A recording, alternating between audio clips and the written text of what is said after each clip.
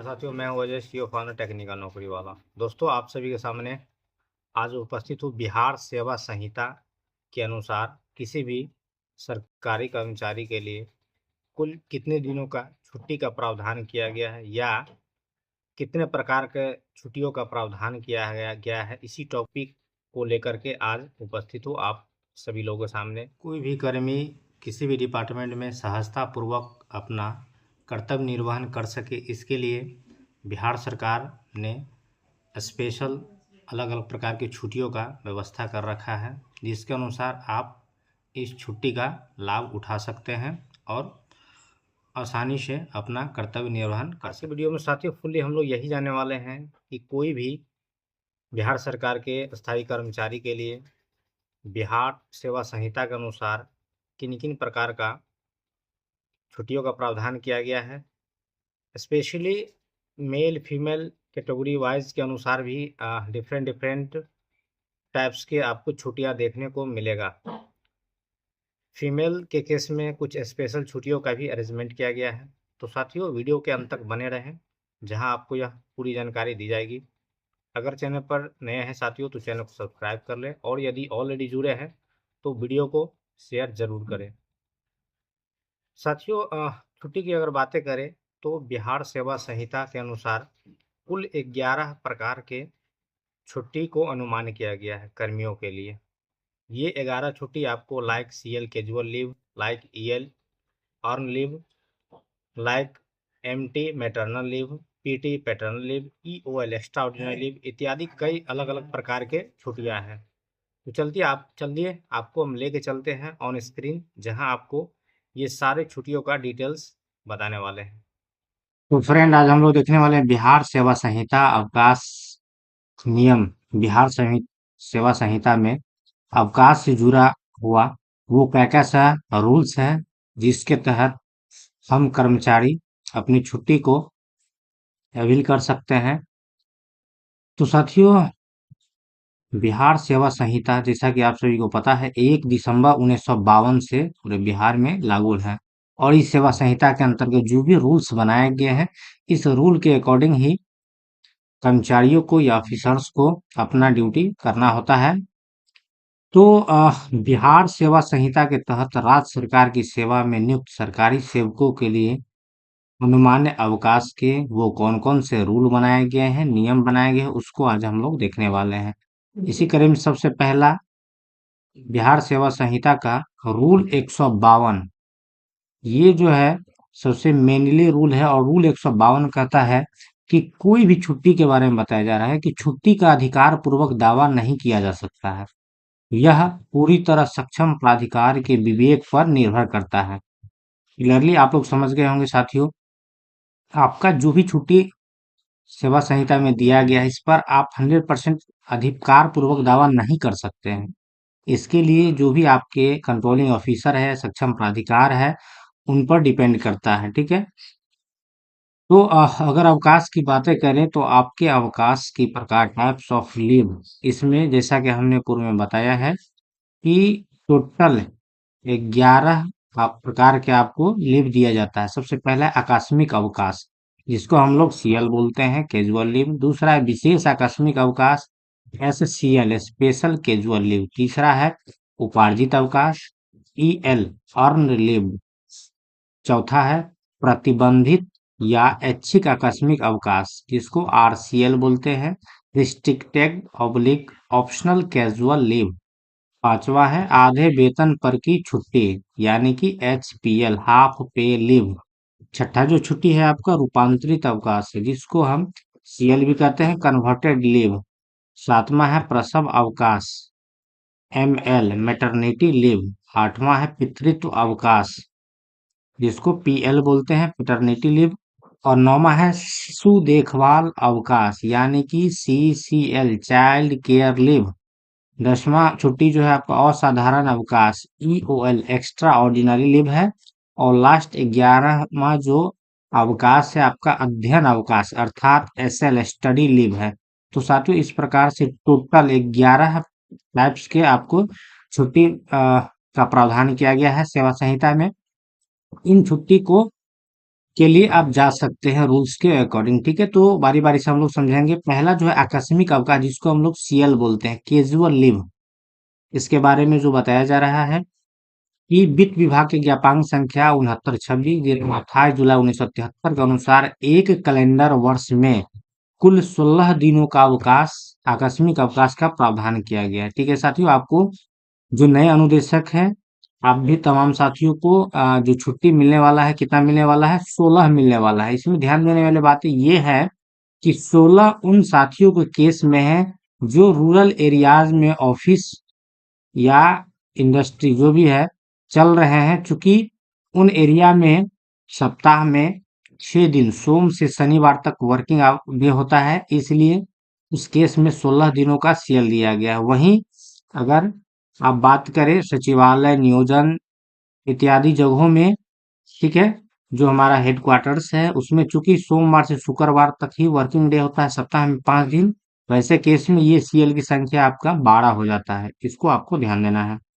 बताया जा रहा है आगे कि एक बार में 8 दिन के लिए ही आकस्मिक अवकाश स्वीकार की जाएगी, यानी कि आपको टोटल 16 सीएल मिलने वाला है, लेकिन वन टाइम में आप 8 मैक्सिमम यूज कर सकते हो। ठीक है, आगे बता रहा है कि सरकारी छुट्टी या रविवार अगर आपके सीएल के अंतर्गत आ जाती है तो मिलाकर अधिकतम 12 दिन की छुट्टी का उपभोग किया जा सकता है। लगातार 12 दिन से अधिक होने पर उपार्जित अवकाश के रूप में गणना की जाएगी, यानी कि आपकी जो सीएल है साथियों, नॉर्मली 8 दिन का मैक्सिमम एक बार में होगा, और इसमें अगर कोई छुट्टी टकराती है, संडे टकराती है, तो ये मिला के टोटल आपको 12 दिन का सीएल मान्य किया जाएगा। इससे अधिक अगर आप सीएल लेके चले जाते हैं तो ये सीएल ऑल ऑटोमेटिक आपका ईएल में, अर्न लीव, उपार्जित अवकाश में कन्वर्ट हो जाती है। इसको आप ध्यान देंगे। आगे बताया जा रहा है कि आकस्मिक अवकाश यानी सीएल का उपभोग नहीं करने पर आपका सीएल लैप्स हो जाता है। साथियों, ये जो साल में 16 सीएल है, अगर आपने यूज नहीं किया तो ये सालों साल लैप्स होता जाएगा।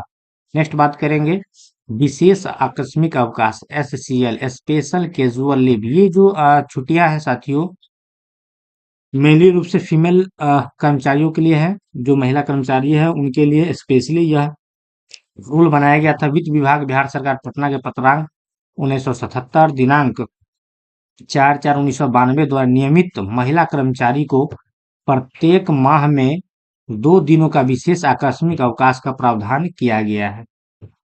तो स्पेशली फीमेल कर्मचारियों के लिए यह रूल था। तीसरा जो है उपार्जित अवकाश, अर्न लीव, यानी कि आपका जो अर्न लीव है यह बिहार सेवा संहिता नियम 228, नियम 230 एवं 248 क के अंतर्गत दी जाती है। तो नियम 228 ईएल के संदर्भ में क्या कहती है, विश्रामकाशी विभाग होने के कारण शिक्षक के मामला में चूंकि लगभग 60 दिनों का अवकाश, जैसे ग्रीष्म अवकाश, दीपावली, दशहरा, छठ पूजा इत्यादि का सामूहिक छुट्टी होता है, शेष 305 दिनों के 22वें भाग के बराबर उपार्जित अवकाश देय होगा।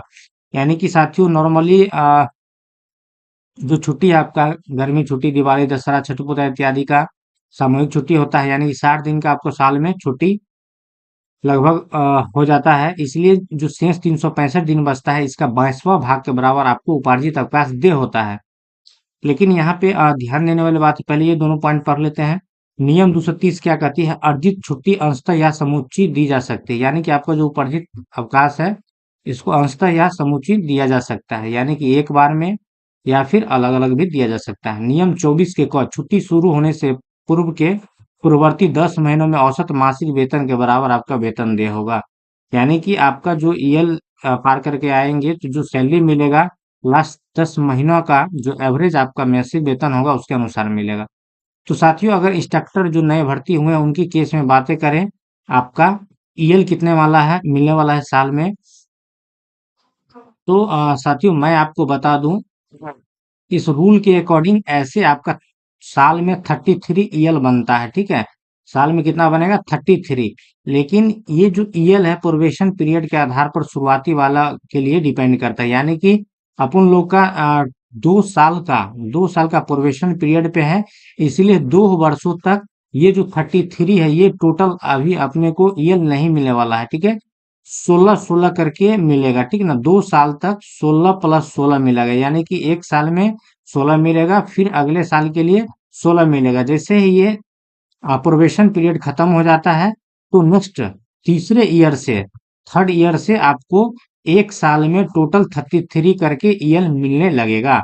तो ये ध्यान देने वाली बातें थी नया इंस्ट्रक्टर्स के लिए या जो भी न्यू जॉब में जाते हैं उन तमाम साथियों के लिए ईएल का ये रूल है। साथियों नेक्स्ट बात करेंगे प्रतिबंधित या ऐच्छिक आकस्मिक अवकाश RCL restricted optional casual leave. ये जो है ऐच्छिक आकस्मिक अवकाश होता है, आप अपने इच्छा अनुसार ले सकते हैं। एक कैलेंडर वर्ष में कुल 3 दिनों के प्रतिबंधित अवकाश का प्रावधान किया गया है, ठीक है।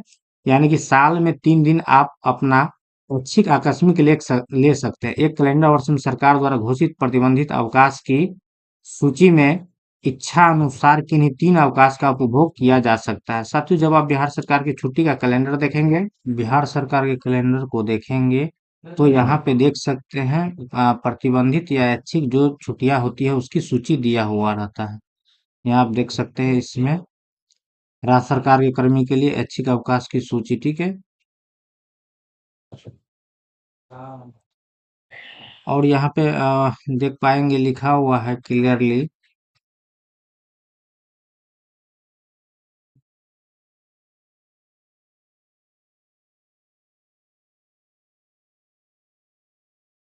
साफ देख सकते हैं उपरोक्त वर्णित अवकाश में से पूरे वर्ष में किन्हीं 3 अवकाश अधिकतम 3 का उपयोग किया जा सकेगा लिखा हुआ है। और प्रतिबंधित या ऐच्छिक अवकाश को सूची दिया हुआ है, जैसे कि विश्वकर्मा पूजा हो गया, रक्षाबंधन हो गया, ठीक है, रमजान रमजान के अंतिम जुमा इत्यादि ये सब ऐच्छिक अवकाश होता है। तो इस लिस्ट में से आप 3 छुट्टी को अपना इच्छा अनुसार अपना सकते हैं। इस तरह से आपको मिल जाता है। पांचवा बात करेंगे आधे वेतन की छुट्टी। आधे वेतन की छुट्टी, ठीक है, हाफ पे लीव। इसके बारे में बताया जा रहा है कि निजी काम के लिए या स्वास्थ्य प्रमाण पत्र पर आधारित यह होगा। सरकारी सेवक को प्रति वर्ष 20 दिन का आधे वेतन पर की छुट्टी दी जाने का प्रावधान है, ठीक है साथियों। एक साल में 20 दिन के लिए आपको हाफ पे लीव पर भेजा जा सकता है। इसका गणना आपका निम्न प्रकार से किया जाएगा। ये डिपेंड करता है आपने अभी तक कितने साल का सेवा दे चुका है। यदि किसी सरकारी सेवक का कुल सेवा अवधि मान लीजिए कि 15 वर्ष पूरी हुई हो तो आधे वेतन पर छुट्टी कुल वो जाएंगे 15 साल पूरा कर चुके हैं तो 15 × 1 साल का 20 यानी कि टोटल 300 दिन तक वे हाफ पे लीव पे जा सकते हैं। आधे वेतन पर की छुट्टी तब तक नहीं दी जाएगी जब तक कि सक्षम प्राधिकार को यह विश्वस्त हो कि वह छुट्टी के पश्चात सरकारी सेवक अपने कर्तव्य पर लौट आएगा, ठीक है। मृत्यु की स्थिति में यह नियम शिथिल किया जाएगा। नेक्स्ट बात करेंगे साथियों जो छठा आपका छुट्टी है रूपांतरित अवकाश सीएल कन्वर्टेड लीव, ठीक है। जैसा कि हमने बताया था अगर आप सीएल के जो कैजुअल लीव है उसके टाइमलाइन को क्रॉस करते हैं तो वो कन्वर्ट होके ऑटोमेटिक चला जाता है ईएल में। इसी तरह से कन्वर्टेड लीव कई प्रकार के हो सकता है, जैसे कि बताया जा रहा है कि सरकारी सेवक अपनी पसंद से आधे वेतन पर की बाकी छुट्टी को पूरे वेतन पर की छुट्टी में रूपांतरित करवा सकता है। यह केवल स्वास्थ्य प्रमाण पत्र पर ही मिलेगी। यानी कि साथियों हाफ पे लीव पर अगर आपने गया है छुट्टी में और वापस आके अगर आप स्वास्थ्य प्रमाण पत्र यानी कि दिखाते हैं चिकित्सा से रिलेटेड आप अपना मेडिकल का पेपर दिखवाते हैं कि मैं इलाज करवा रहा था तो यह कन्वर्ट होके आपको मेडिकल लीव में चला जाता है, ठीक है। परंतु पूरे सेवा काल में मेडिकल मात्र आपको 180 दिन से अधिक नहीं दे होगी, ठीक है। रूपांतरित अवकाश को हम लोग मेडिकल लीव भी कह सकते हैं। यानी कि जो मेडिकल लीव होता है पूरे सर्विस पीरियड में आपको 6 माह के लिए ही मिलता है, ठीक है, 180 दिन के लिए। और ये सीएल या ईएल पर कोई कर्मचारी जब चला जाता है वापस नहीं आता है तो जनरली वो मेडिकल लेकर के जाता है और अपनी छुट्टी को कन्वर्ट करवाता है एमएल में मेडिकल लीव में, ठीक है। तो रूपांतरित अवकाश का साफ मतलब है एमएल से रिलेटेड। रूपांतरित छुट्टी के साथ उपार्जित अवकाश भी दी जा सकेगी। रूपांतरित अवकाश तब तक नहीं दी जाएगी जब तक कि सक्षम प्राधिकार को यह विश्वास हो कि वह छुट्टी के पश्चात सरकारी सेवक अपने कर्तव्य पर लौट आएगा। मृत्यु की स्थिति में यह नियम शिथिल किया जाएगा, ठीक है। आगे है 7वां नंबर प्रसव अवकाश एमएल मैटरनिटी लीव फुल्ली या फीमेल कैंडिडेट के लिए है। एमएल मैटरनिटी लीव नियम 220 इसके अनुसार कोई भी महिला, ठीक है, 2 संतान तक कुल 180 दिनों की प्रसव छुट्टी पे जा सकती है। बताया जा रहा है कि 2 से कम जीवित संतान वाली महिला सरकारी सेवक को कुल 180 दिनों की प्रसव छुट्टी अनुमान है। 180 दिन का मतलब हो गया कि 6 महीना का, ठीक है। ऐसी छुट्टी में संबंध सरकारी सेवक का छुट्टी वेतन वही होगा जो वह छुट्टी पर जाने के पहले कर्तव्यस्थ रहते हुए पाता था। यानी कि आपका जो 6 महीना का सैलरी मिलेगा, लास्ट टाइम जो सैलरी होगा वही मिलने वाला है, ठीक है। नेक्स्ट बता रहा है कि प्रसव अवकाश के साथ कोई भी दूसरी तरह की छुट्टी दी जा सकती है, लेकिन प्रसव छुट्टी के क्रम में मांगी गई किसी तरह की छुट्टी तभी दी जा सकती है जब निवेदन स्वास्थ्य प्रमाण पत्र द्वारा समर्थित हो, ठीक है। स्पेशली फीमेल अभ्यर्थियों के लिए यह छुट्टी था। इसी के बारे में बताया जा रहा है कि प्रसव छुट्टी छुट्टी लेख में विकलित न की जाएगी। छुट्टी लेख का मतलब होगा आपका जो सीएल बुक होता है उस पे इसका एंट्री नहीं होगा, ठीक है। इस नियम के अधीन प्रसव छुट्टी गर्भस्राव एवं गर्भपात के मामले में निम्न शर्त के अधीन रहते हुए दी जा सकती है। बताया जा रहा है कि छुट्टी की अवधि 6 सप्ताह से अधिक न हो और छुट्टी आवेदन निबंध चिकित्सक के प्रमाण पत्र द्वारा समर्पित हो, किंतु संदेहास्पद मामले में और सैनिक शल्य चिकित्सक या किसी चिकित्सा पदाधिकारी का प्रमाण पत्र मांगा जा सकेगा। ये जो रूल है साथियों, जैसा कि आप क्लियरली देख सकते हैं, किसी फीमेल कर्मचारी के केस में यदि उनका गर्भपात हो जाता है, किसी कारणवश गर्भस्राव हो जाता है, तो वे अधिकतम 6 सप्ताह का छुट्टी पे वे जा सकेगी, ठीक है। जिसके लिए उन्हें रिलेटेड असैनिक शल्य चिकित्सक द्वारा आपको रिलेटेड मेडिकल प्रूफ देना होगा, ठीक है। तो इस तरह से आप छुट्टी पे जा सकेंगे। नेक्स्ट है पितृत्व अवकाश, पैटर्नल लीव।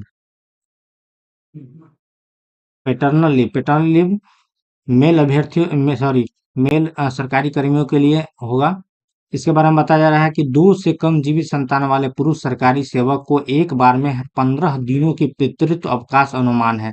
यानी कि जो मेल सरकारी कर्मचारी होंगे वो अधिकतम 2 संतान तक, यानी कि 2 संतान जब संतान पैदा लेंगे तो वे जा करके उनका देखभाल के लिए 15-15 दिनों का 2 बार छुट्टी ले सकता है, उन्हें छुट्टी मिल जाता है, ठीक है ना। पितृत्व अवकाश जिसको बोला जाता है। पितृत्व अवकाश संतान की संभावित जन्म तिथि से 15 दिन पहले भी आप जा सकते हैं या जन्म के 6 माह के अंदर आप ले सकते हैं, बाद तक उपभोग किया जा सकता है। यह छुट्टी एकमुश्त 15 दिनों हेतु दे होती, ठीक है साथियों। क्लियर हो चुका है। मेल के केस में आपको पेटर्निटी लीव के रूप में 15 दिनों का एक बार में मिलता है और ये अधिकतम 2 बच्चों तक आप ले सकते हैं। संभावित जन्म तिथि से 15 दिन पहले भी जा सकते हैं या बच्चे के जन्म लेने के 6 माह आगे तक में कभी भी आप 15 दिन का लीव ले सकते हैं। ऐसी छुट्टी में संबंध सरकारी सेवक का छुट्टी वेतन वही होगा जो वह छुट्टी पर जाने के पहले कर्तव्यस्थ रहते हुए पाता था, ठीक है साथियों।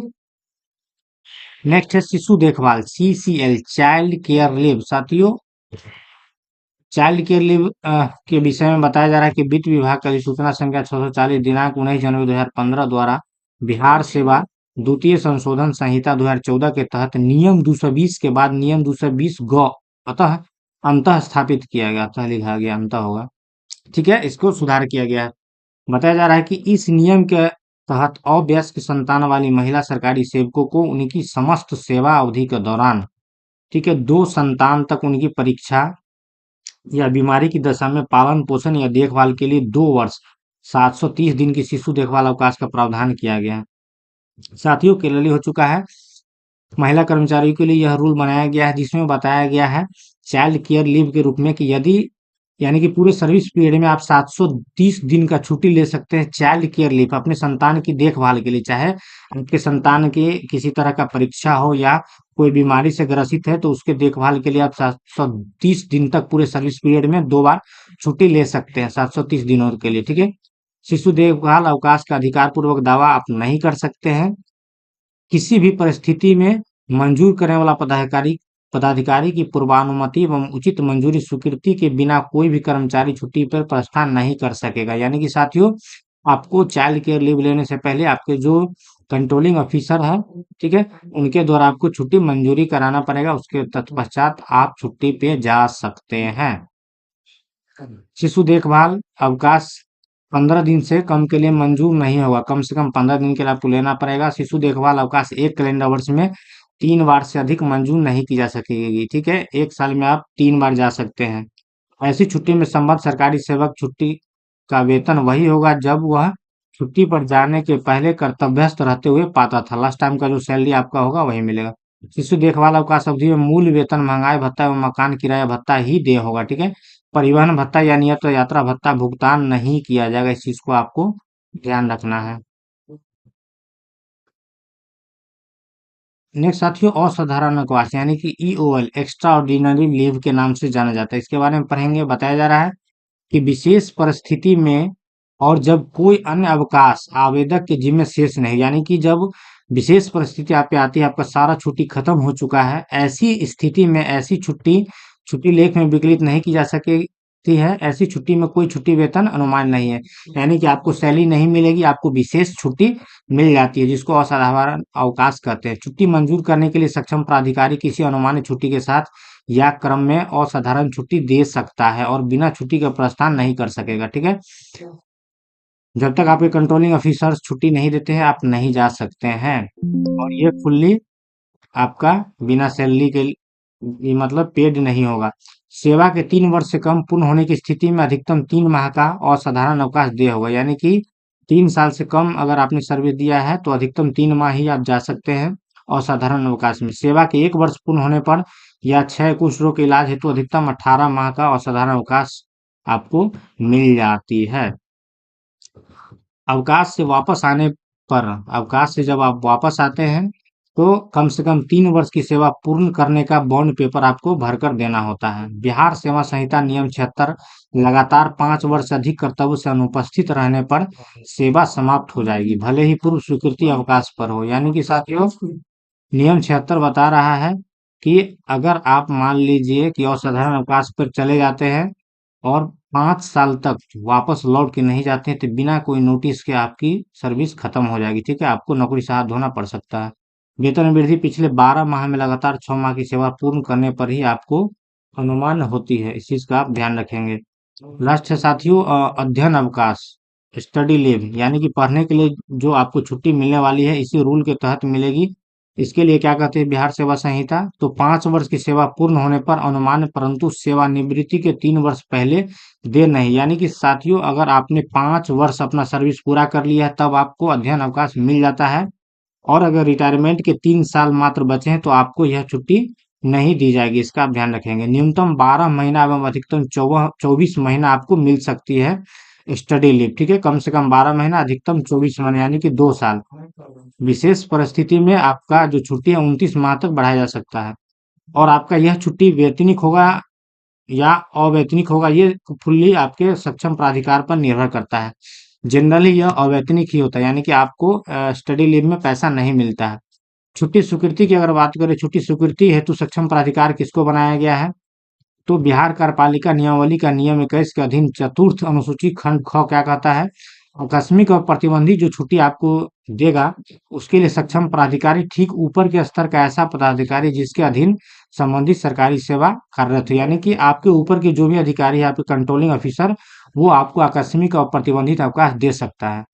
और आकस्मिक प्रतिबंधित अवकाश से भिन्न अन्य जो अवकाश है, जिस पदाधिकारी के अधीन संबंधित कर्मी कार्यरत हो, इसकी अनुशंसा पर संबंधित विभागाध्यक्ष, यानी कि आकस्मिक और प्रतिबंधित अवकाश के अलावा जो अन्य अवकाश है यह आपके हेड ऑफ डिपार्टमेंट ही देंगे।